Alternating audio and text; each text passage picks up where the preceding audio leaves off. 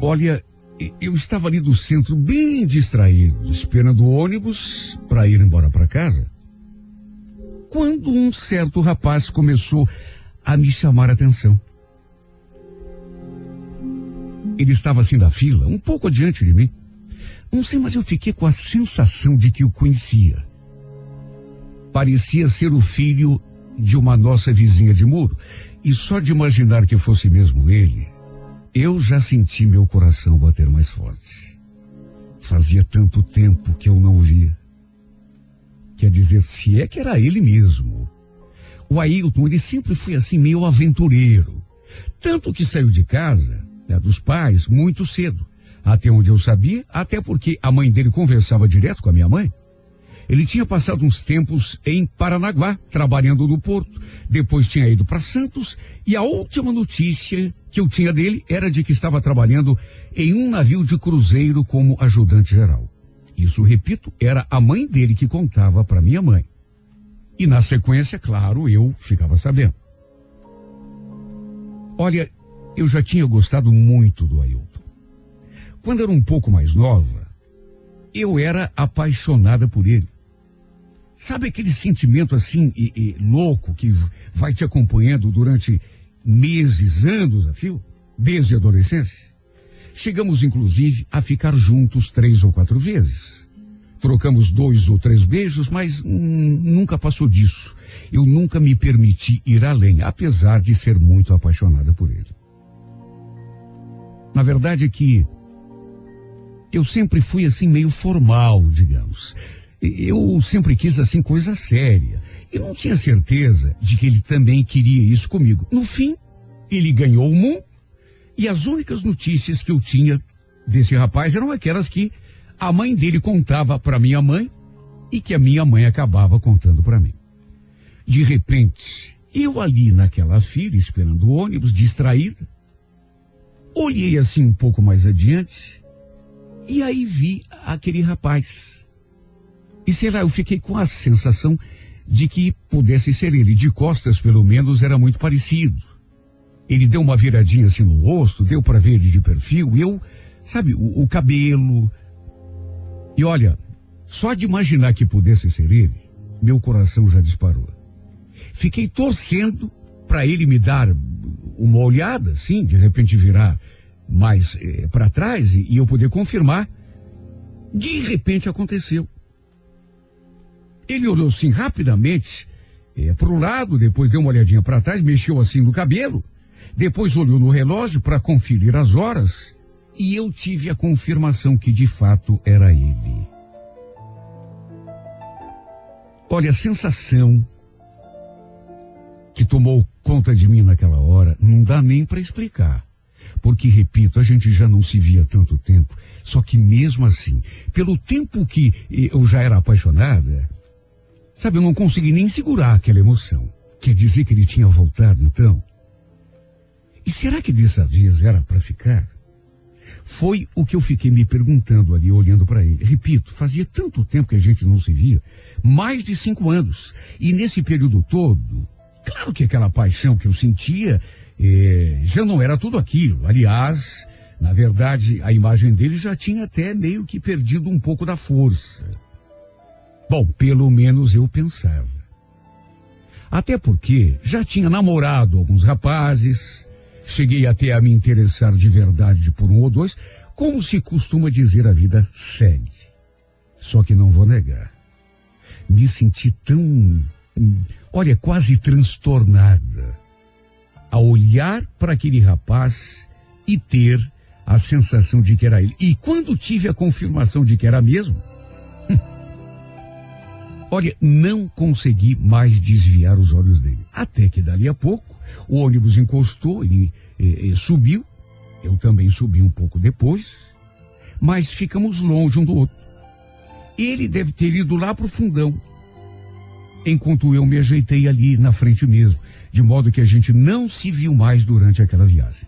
Sei lá, mas me bateu assim um certo medo de ficar a cara a cara com ele. Só que é claro, acabamos descendo no mesmo ponto, até porque, repito, a mãe dele morava do lado da nossa casa. Quando chegamos ao ponto, ele desceu, eu também desci. Eu, inclusive, fingi que estava distraída, mexendo no celular, e nem olhei na sua direção. Só que ele, claro, me reconheceu, emparelhou do meu lado e já puxou assunto. Oi, Simone, tudo bom? Quanto tempo, hein? Eu então me voltei assim para ele e fingi surpresa. Nossa, Ailton, tudo bom? O que você está fazendo aqui no bairro? Pensei que você estivesse trabalhando num navio, pelo menos era a notícia que eu tinha. Pois é, eu estava mesmo, só que voltei, né? Não estava mais aguentando aquela vida. Mas e você? Continua morando com a tua mãe? Ai, meu Deus do céu. Eu procurei disfarçar, mas só Deus sabe como eu me senti. Revê-lo de novo depois de tanto tempo teve um impacto tão grande no meu coração, nas minhas emoções. Enquanto a gente conversava, eu quase podia escutar as batidas do meu coração. Ele continuava tão bonito. Tinha mudado um pouco, coisa até normal, mas continuava exatamente, se não exatamente, pelo menos quase tudo do mesmo jeito. Durante o trajeto até em casa, a gente foi conversando. Ele me contou que tinha chegado na casa da mãe no dia anterior, que não estava pensando em se afastar outra vez, pelo menos durante algum tempo. E quando paramos ali diante do portão, acrescentou: puxa, que bom te reencontrar, a gente podia combinar de fazer alguma coisa. O que você acha? Assim dá tempo da gente colocar a par das novidades, contar o que você tem feito da vida. Quer dizer, se você puder, né? Aliás, você ainda não me falou, você está sozinha ou está namorando? Para resumir, deixamos engatilhado um encontro para o sábado seguinte. E olha, incrível. Mas pareceu até que o tempo não tinha passado. Que ele não tinha ficado todos aqueles 5 anos fora, trabalhando em portos, em navios de cruzeiro, não sei mais aonde. Parecia até que a gente tinha se visto pela última vez, há uma semana. E aí foi difícil esconder a minha emoção. Tanto que até a minha mãe percebeu, só de olhar para mim. Ela se deu conta de que alguma coisa tinha acontecido. Chegou a perguntar, mas eu falei que não era nada. Aí ela fez aquela cara assim de desconfiada. Pelo jeito você já está sabendo, né? Que o filho da Eliane voltou. A mãe sabia que eu gostava dele. Aliás, na época, eu acho que ali naquela rua todo mundo ficou sabendo. Coisa de adolescente. Um descobre, aí conta pro outro, que conta pro outro, e no fim a notícia se espalha. No fim, acabei contando a verdade para minha mãe. Que a gente tinha se encontrado no ônibus, conversado, e ela já foi me dando conselhos. Cuidado, filho, você sabe como é o Ailton. Daqui a pouco ele bota a mochila nas costas e some no mundo outra vez. Não quero te ver triste pelos cantos de novo, né? De novo.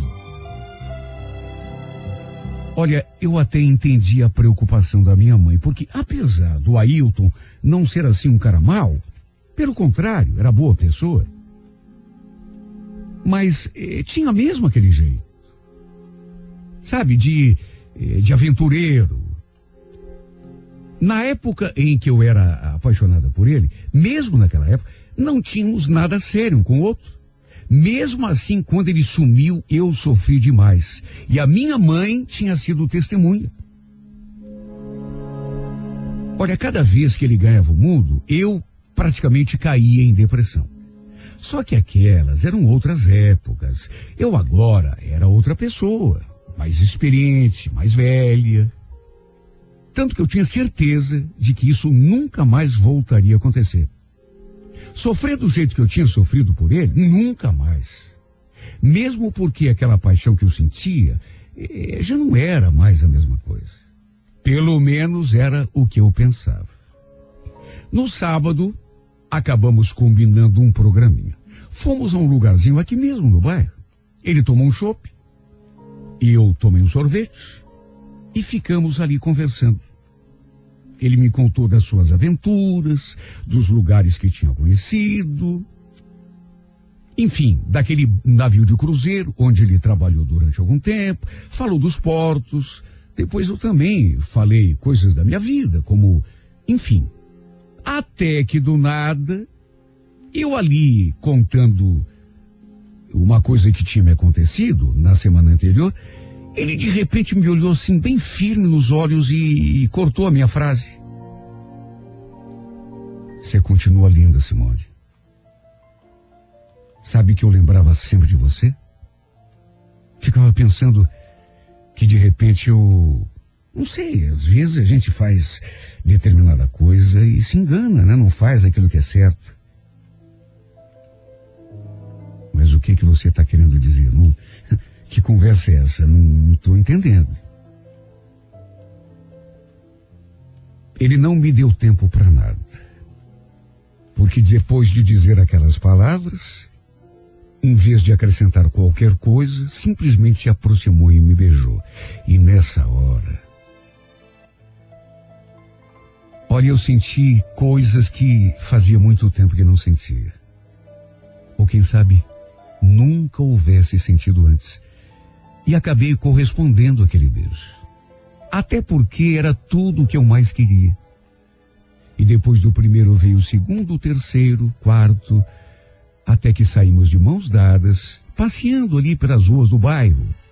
Olha, eu não consegui nem disfarçar o meu sorriso de felicidade. E depois desse primeiro encontro, a gente passou a se ver direto. Depois de 3 ou 4 semanas, ele acabou arranjando um emprego com um conhecido dele. E isso me deu, assim, digamos, um pouco de tranquilidade, porque eu senti que ele realmente não estava mais pensando em voltar a trabalhar em navio, em portos, de modo que acabei me deixando envolver. Até que quando me dei conta, já tinha me atirado de cabeça naquela paixão. A nossa primeira vez, olha, foi tão linda. Eu tinha sonhado tanto com aquele momento.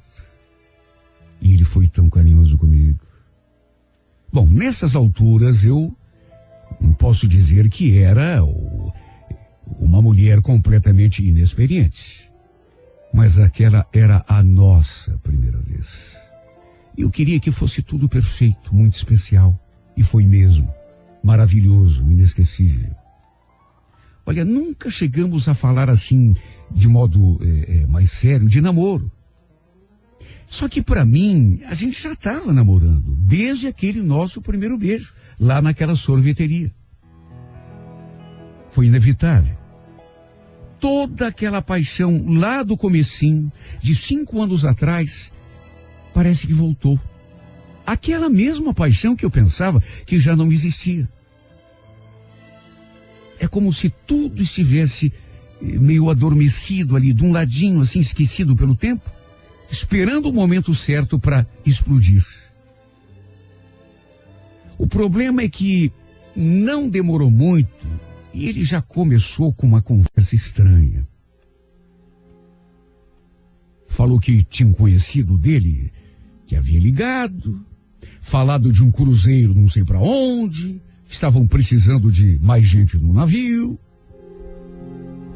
Eu naturalmente já liguei o meu sinal de alerta na mesma hora. Apesar de ele me garantir que não estava mais pensando em viajar e em voltar para aquela vida. Só que no fim, adivinha, foi exatamente isso que aconteceu. E o pior é que ele ainda me avisou em cima da hora. Sabe quando você não está preparada? Tantas vezes ele falou que, sabe, aquilo tinha sido assim uma fase da vida dele, que aquilo não fazia mais parte dos planos dele, que falou tanto disse que jamais voltaria àquela vida de novo. Até que voltou, e repito, o pior é que me avisou assim, de um dia para o outro.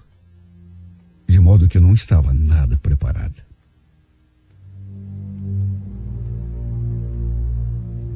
Olha, só Deus sabe como eu me senti.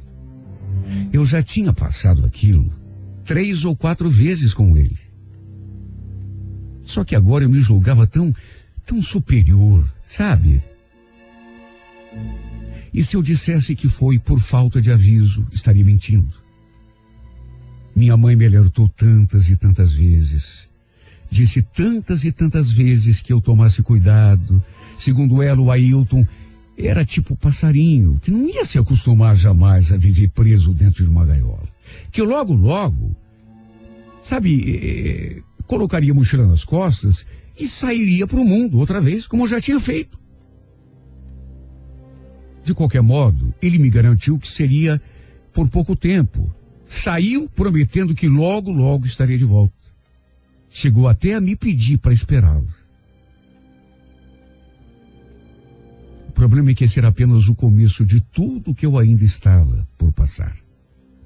Daria 3 semanas, não mais do que isso. Eu comecei a sentir, sabe, coisas estranhas e desconforto, tontura. Fiquei desconfiada. Fui até o posto, fiz o teste e não deu outra. Eu estava grávida. Claro que fiquei desesperada, sem saber o que fazer. Sabe Deus por onde o Ailton andava, numa hora daquelas? Naturalmente que depois daquele choque inicial, acabei, sabe, me acostumando com a ideia e fiquei feliz. Imagine um bebezinho do homem que eu amava, apesar daquela situação que eu vivi. Em casa foi um verdadeiro Deus nos acuda. E nem poderia ser diferente. Minha mãe e meu pai, principalmente a minha mãe, receberam uma notícia muito mal. Sabe, não era exatamente uma notícia que gerasse coisa ruim, mas pela situação que eu vivia. Se eu estivesse grávida de um namorado que morasse ali do lado e que não saísse pelo mundo a cada 3 ou 4 meses, tudo bem, mas imagine, eu grávida de alguém que naquele momento nem sabia por onde andava e não sabia quando ia voltar, se é que ia voltar. A reação dos meus pais, na verdade, eu já imaginava e já previa. Não foi nenhuma surpresa para mim. Só que depois, do mesmo modo como tinha acontecido comigo, eles também acabaram aceitando e se alegrando com a chegada do primeiro neto. Naturalmente que tratei de avisar a família do Ailton, até porque ele era o pai do meu filho. Ah, se eu soubesse o que ainda estava por vir. Comecei a fazer o pré-natal pelo posto mesmo. Fiz as consultas, me pediram vários exames, depois mais exames, alguns inclusive tive de repetir, não sei porquê, ou pelo menos não sabia, até que fui conversar com o médico sobre o resultado. Em alguns exames apareciam algumas alterações, nada preocupantes, segundo o médico. Só que de repente eu senti que a expressão dele mudou. Ele ficou olhando assim para o papel que segurava na mão, franziu a testa e me encarou. Olha, eu vou solicitar, repetir aqui um exame, Simone. Só para a gente ter a prova, né? Porque, doutor, mas o que está acontecendo? Por quê? Olha, bastou escutar aquela sigla. O resto da frase eu nem ouvi direito. Para eu gelar dos pés à cabeça. Como é que é, doutor? HIV? Mas isso não é quando a pessoa tem AIDS? Infelizmente é. Mas não pode, Meu Deus.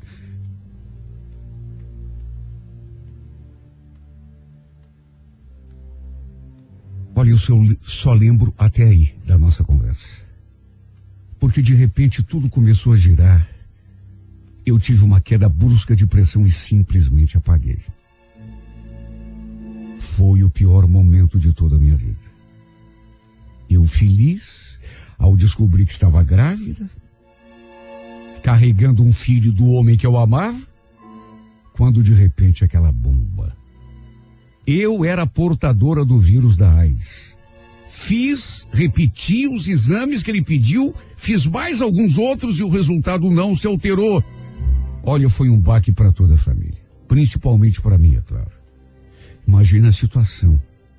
Eu estava vivendo o momento mais especial da vida de uma mulher, apesar do Ailton não estar perto para compartilhar aquela alegria comigo, e ao mesmo tempo, sabe, aquela bomba sobre a minha cabeça. Como pôde acontecer justamente comigo?